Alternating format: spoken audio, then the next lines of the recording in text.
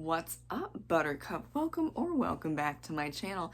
Today's video is my Nonfiction November reading wrap up.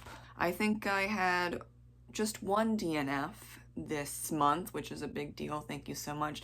And I read 13 books. No, just kidding. I had one DNF and I read 12 books. I thought I read 14. It's okay. It's fine, I guess. I'm kind of sort of here. I think that's a lot of people this month. We're kind of sort of here because, wow, holidays and just everything else going on. So the first book, Dead When We Met by Elizabeth Bedlam, that was 1 star. It was for the Messed Up Book Club. Yeah, maybe I should have DNF'd that, but I kept going. It's only 80 pages. Not to be negative, but you need to edit books, and that's all I'm going to say. Please, writers, edit your books.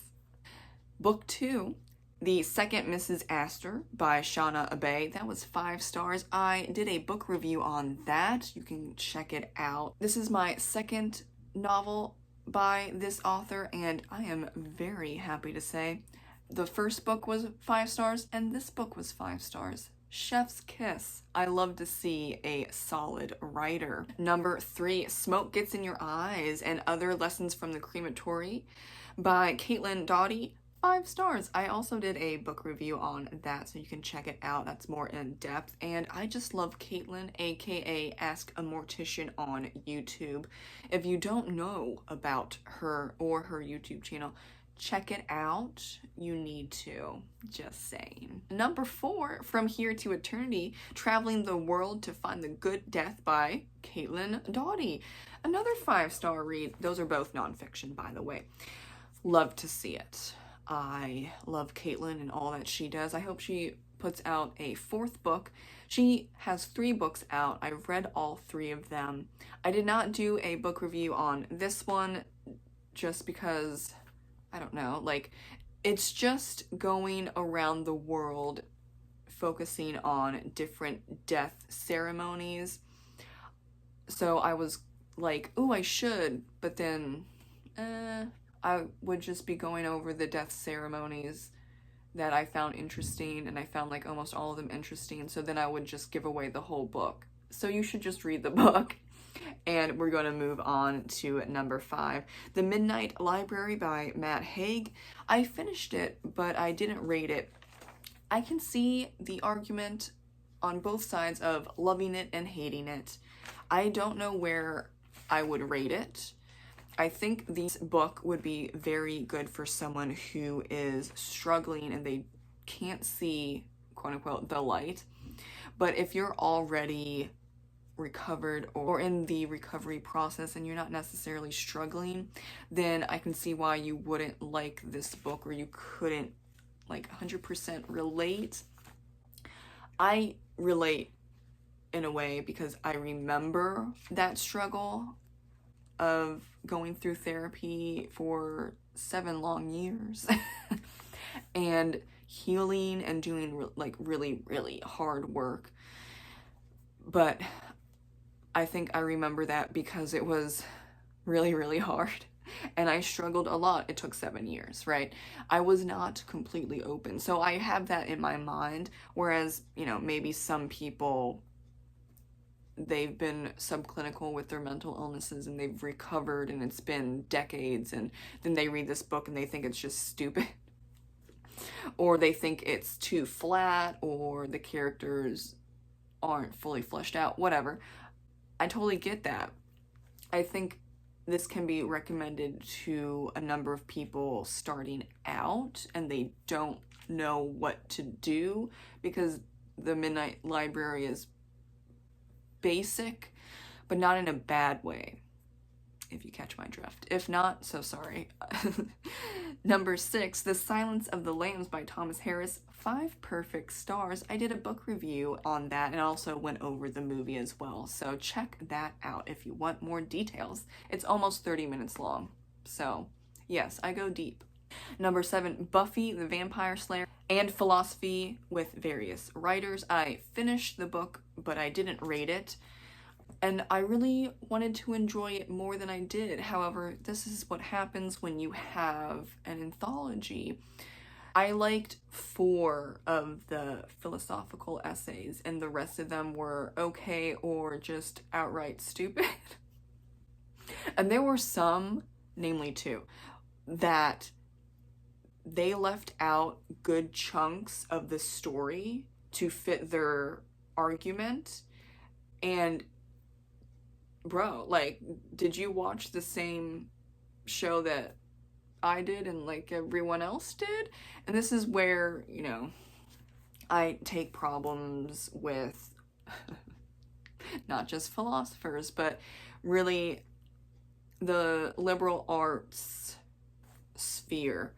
And I have an English degree, okay, so don't say that I don't know what I'm talking about. And I'm under that liberal arts sphere where what happens a lot of the time, not every time, but a lot of the time, you already have your thesis, and so you pick and choose what you will include, and that apparently includes just leaving out a bunch of very important details of the whole Buffy the Vampire Slayer story to then make your argument about fill in the blank. Not a fan. In the past, when I was writing essays, I had a thesis, and then turns out I was wrong because I could only find like 3 citations that fit. And when there's only 3, I'm like, am I being a trailblazer, or am I just reading the book or the essay or the song wrong? And so I actually then took a step back and just brainstormed what was going on, and almost all of those times I then came up with another thesis that fit way better. And, you know, I think that's what you should do, not just kind of sort of lie to skirt through that thesis that you've come up with. But that's just me, apparently. Well, not just me, but you know what I'm saying. Okay, we're gonna move on.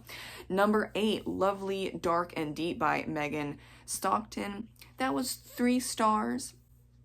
I would have liked it more if there were 2 points of view.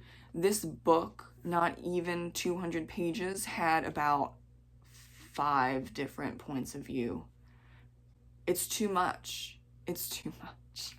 But the concept, the story, was really good. I think you would kind of have to redo a lot of the story to make it a 4 or 5 star, because there's, like I said, a lot of points of view, and the story comes together because of those points of view.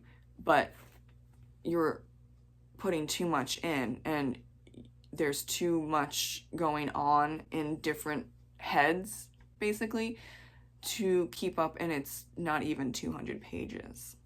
But I still like the story overall, so 3.5 stars. Number 9, Sound of the Beast, the complete head-banging history of heavy metal by Ian Christie. I gave that 4.5 stars, but rounded it up to 5 stars, and I did a book review on that. It's a nonfiction book, by the way.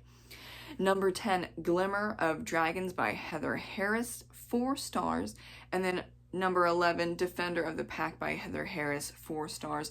Those are short stories that I received for signing up to Heather's newsletter. This is something that indie and hybrid writers do often. You receive 1 or multiple short stories if you sign up to the newsletter of a particular writer.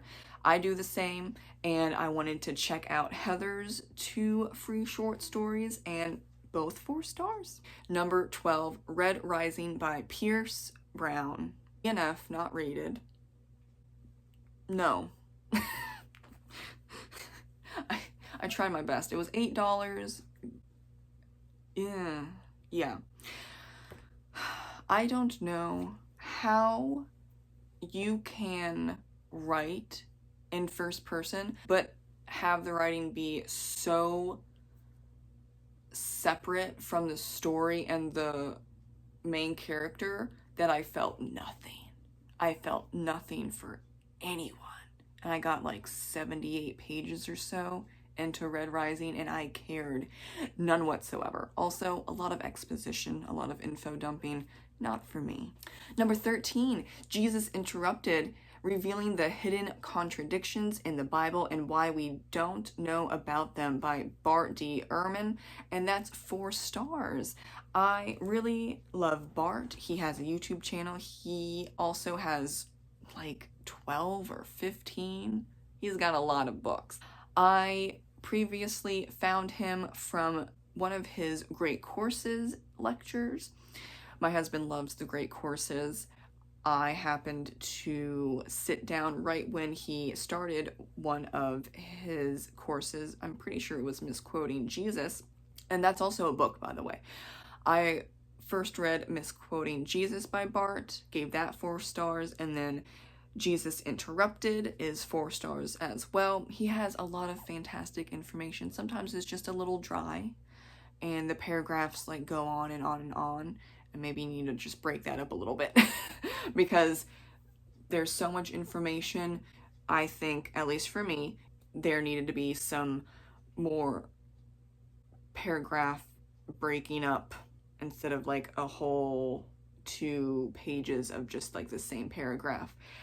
And I understand why that is. Sometimes it's hard to break up paragraphs, but with so much information packed in a not even 400-page book, I don't even think, oh, I should remember because I just read it, but I think I'm looking over here because it's over there.